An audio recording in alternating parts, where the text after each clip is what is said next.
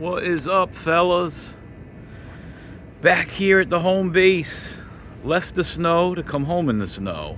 Kind of a rare sight here in the Carolinas. Me and Dad were up in New York a couple days ago. Unfortunately, Uncle Billy passed away.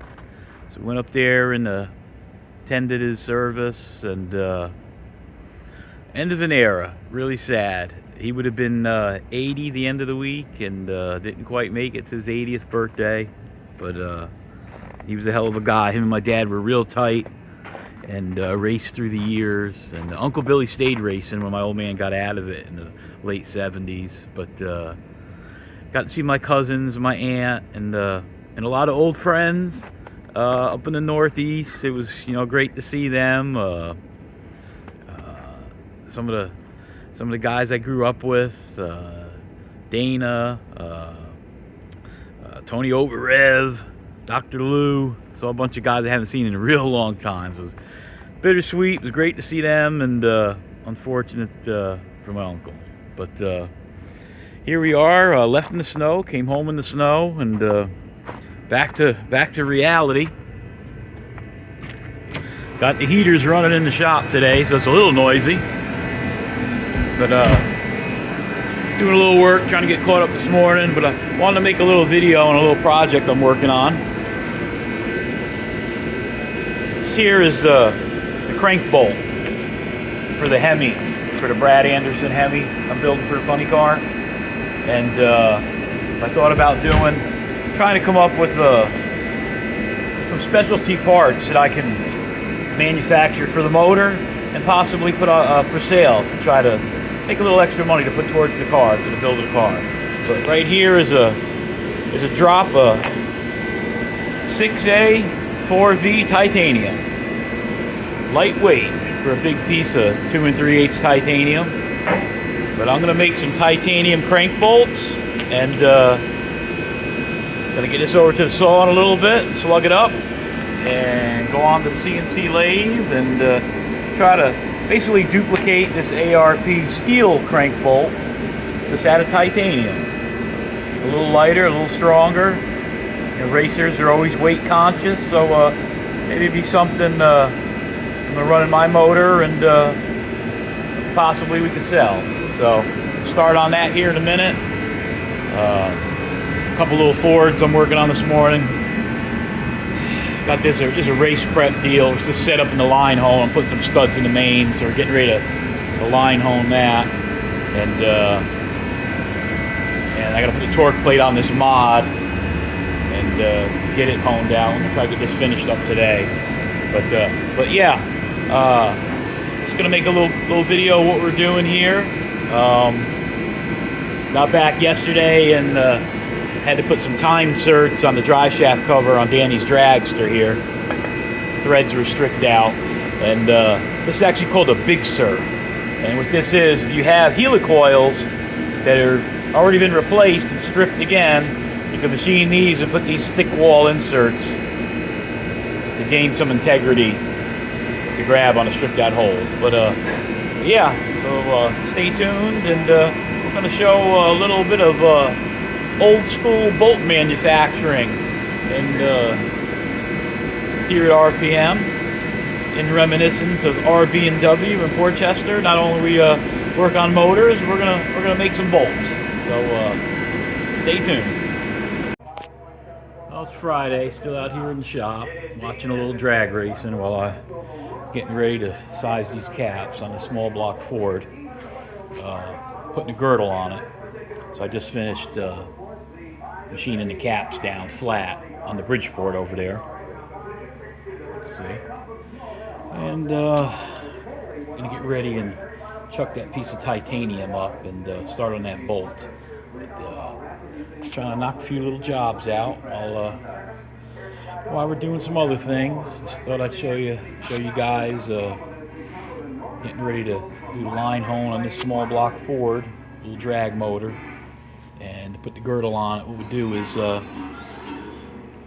I ground the bottom of the caps first, took a couple thou off there, got it nice and square, got the studs in here, I said milled the tops. Now I'm going to torque this girdle on and set up the line hone, and we'll run that through there and set up my sizes. You can see I write my sizes down on the machine.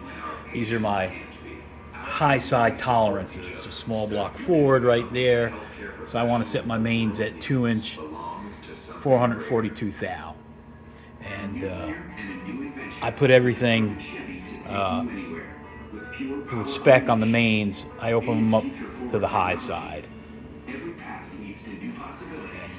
like I said, those are some of the sizes and tolerances I go by for. I write down some of the more common motors that I work on here on the line. But we'll size it up within. We'll size it up between 2/10 all the way down, and the rear cap I'll actually purposely make it a couple tenths looser. All right, I'll show you that in a little bit when I finish it up, and we'll get back to them Hemi crank bolts I'm working on. Well, Saturday morning here at the shop. Got some old open wheel modified racing going on the television. And we're getting ready to do some repairs to the cylinder heads on Turbo John's OG car. That was his small block Mustang. And you can see he had a catastrophic failure here where the valve seats came loose. Come up in the combustion chamber and bounced around and wrecked havoc. So gonna pull them apart and get them ready to be cleaned up, and we'll heliarc this all up and fix them up so you can get back to the track.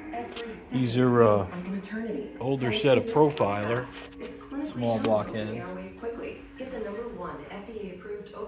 The left bank head don't look too bad, but we're going to pull the hoops out and go through it. And I'll explain the repairs as we go. In the meantime, got the Mazak back there working on those titanium bolts for the Hemi. But, we'll keep it rolling.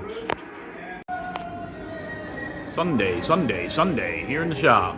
As usual, I got the flow of racing on, checking out what's going on down at Bradenton while I work today.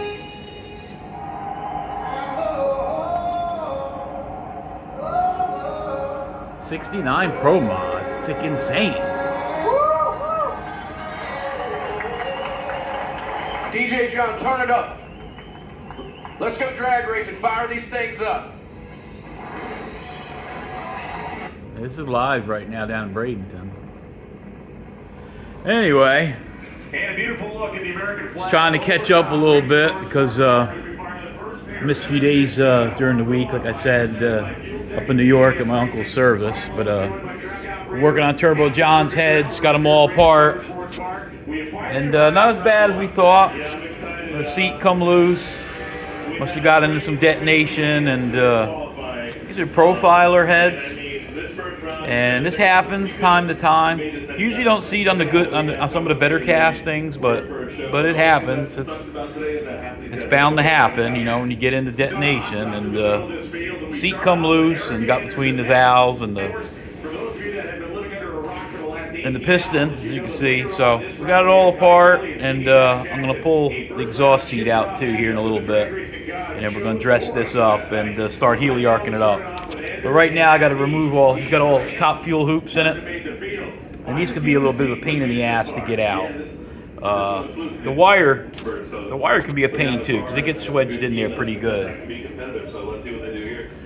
So what I'll usually do is I'll take the TIG torch, and I'll either get a little piece of wire, or sometimes I can just take the filler rod and just ball up a little ledge. I'll do one at about 2 o'clock and about 7 o'clock. Try to get away from any holes or water jackets, and I'll ball up a little bit of weld there where I can grab the vice grips and just snatch them out. But I'm not worried about damaging the hoops. I'm going to make them some new hoops, and I'll show you guys. I'll do that on the CNC lathe. I'll take some stainless tubing, and we'll part it off and make some. But I don't want to make the videos too long, so I'm just trying to do a little complication here and there of how I'm doing those titanium bolts for my Hemi over here that we're working on, doing that a little bit. But just like I said today, just trying to catch up I got some motorcycle stuff I got to knock out, and blocks galore that need to be gone through. There's an RB Mopar starting on. Did a preliminary machine work. And a plethora of other crap we're always working on, but got that Ford that we did the girdle on the other day. It's on the boring bar now. Doing a little, still do a lot of little. There's a little 347 stroker, some Molly pistons with a crank, and that's how we did the girdle on it. And yeah, so I'm gonna make a video of those bolts that we're doing for the crank here on the Hemi, and keep up what we're doing for Turbo John. John's a pretty competitive racer, so we try to help him out. I mean, not really sponsor him, but I'll, we do some of his work, pretty competitively to help him out, because he gets a lot of notoriety out there. So we want people to know that we work with everyone, whether it be big guy or little guy. We're here to help out, but that's what we're gonna do. We're gonna pull these hoops out and weld them chambers up and fix these bad boys up for them. So yeah, so we're gonna stay working, and we're gonna keep an eye on what's going on down in Bradenton while we do that today, and just stay out of the cold. So get back at it and holler at you guys a little later.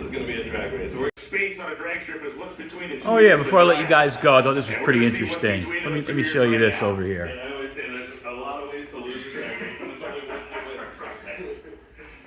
So it's a little 358 we built last season for a circle track racer that ran in the limited late model class. It was really low buck deal. 358, 23 degree heads, probably about 575 horsepower, iron headed motor. Anyway, he got into the wall real hard, tore the front of the car off, ripped the water pump off, and it must have took a hard shot on the harmonic balancer. Well, it hit so hard when it hit the wall, obviously the motor stalled, shut off, and then they told me it was hard starting, and then they got it fired back up, thought the motor was damaged, but it fired back up and ran good, and they ran it for the rest of the season. So I came in to get freshened up and started pulling it apart, and bearings look pretty trashy. A lot of debris and garbage on the bearings, which is odd, even for a low buck motor that ran good all season. Usually I find them where, the bearings almost look like they can be reused. But anyway, I grabbed the motor to pull it around the shop when it was still together, the short block, and I grabbed it by the harmonic balancer. When I pulled it to pull on the stand, I felt the whole assembly pull forward. So we got checking it out, and what it did was it hit the thrust so hard when it hit the wall. And usually on a thrust problem on a crankshaft, the problem is always, if something's done wrong in the assembly process, the back of the thrust wreaks havoc, because either you got the torque converter will balloon forward, pushes forward, or the pilot bushing where the output shaft comes in, will push. So normally your thrust problems are forward thrust action.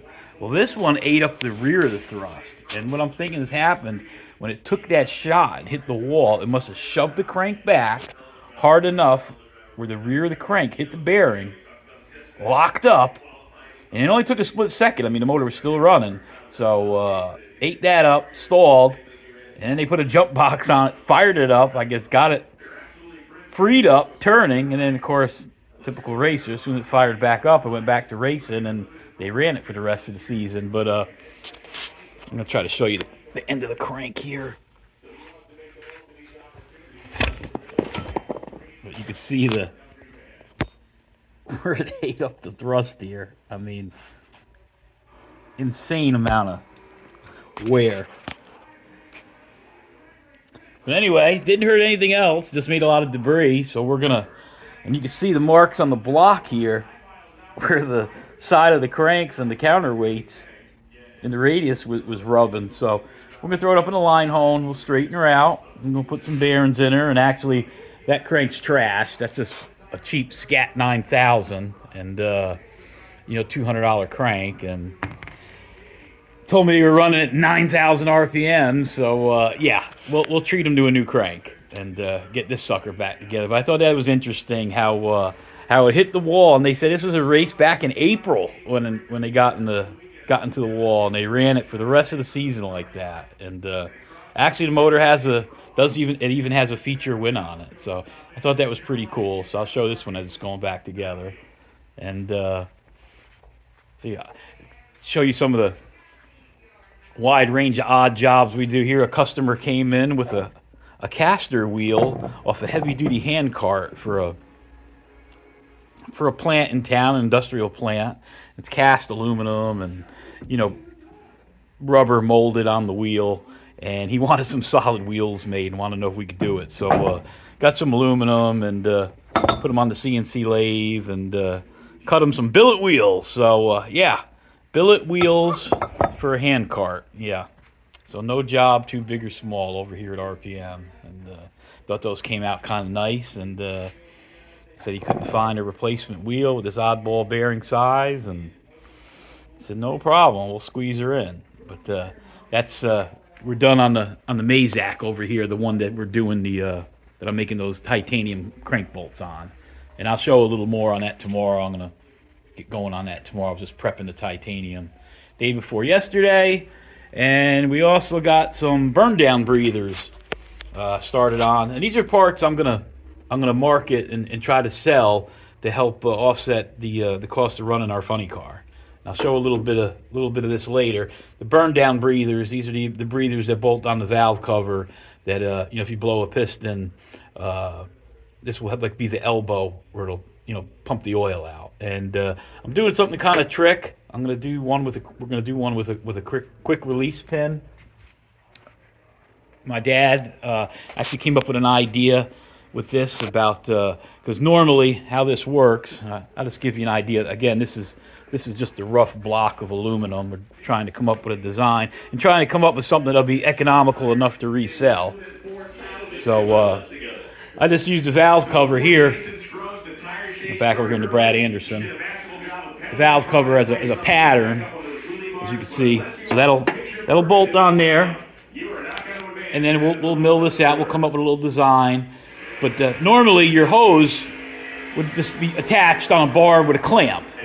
And the hose usually will run to the chassis to the car, and then keeps the inside of the chassis lubricated, and that'll go back to the puke tank. And I'll show you in a second how that works. But what I'm going to do, instead of having a clamp, you got to pull these valve covers off all the time in the pits to check the valve lash. It's a pain in the ass, working with a screwdriver, pull a greasy line off. So I'm going to do something with a barb with a quick release pin. So you can pull the pin, snatch it like almost like a quick release on an airline. And it might be a little confusing the way I'm explaining it now for those that never seen a burn down breather, but I'll show a little bit more of that as I go. But just trying to come up with, now that my old man's retired, get him in here, and while I don't have the time during the day all day long, I can put him on some of these projects, and we'll see if we can put them online and market them. But how this works is, so here's the end on the chassis, where the valve cover would be up there, in this area, and then the hose would come down to the chassis. And what that does, it runs the excess oil, whether it be, because you're not running a vacuum pump. You don't want to run a vacuum pump on a blown motor. So the oil would come into the chassis, keep the inside of the chassis nice and lubricated, so deter rust. And that goes all the way to the back here, to the breather tank, aka the puke tank. And you can see where it's welded on the chassis, and just goes right down around to the fitting there off the valve cover. And then periodically, we got a drain on the bottom of the tank, and you'll see this primarily on blown cars, fuel cars, your top fuel cars. And NHRA actually has a rule, where the tank has to be large enough to contain all the oil that comes out of the pan. So But I thought it would be cool to make the breathers, because on the other motor, we were constantly pulling the valve cover off, and you had to take the clamp off and fiddly fart around with that to get it off. So I said, well, my old man said we'll come up with an idea with a quick release deal. It's going to be a little more intense to build, but once we get it straightened out, I think the manufacturing process will be pretty quick. And so yeah, keep an eye out for those. We're going to have those online and put a little website together, a little web page, but I'll have them on the YouTube page too. If anybody's interested in ordering that or ordering our titanium crank bolts and whatever else the hell I could think of that we can put on there and sell. Different parts that aren't as easy to find. Something that's not super store bought. Something you just can't go to Summit or Jegs to buy. And we'll see what happens there. And if I can't sell them, well then I'll have extras here for my car. So anyway, all right, I'll let you guys go. I don't talk too much, making the video too boring. I'll holler at you guys later.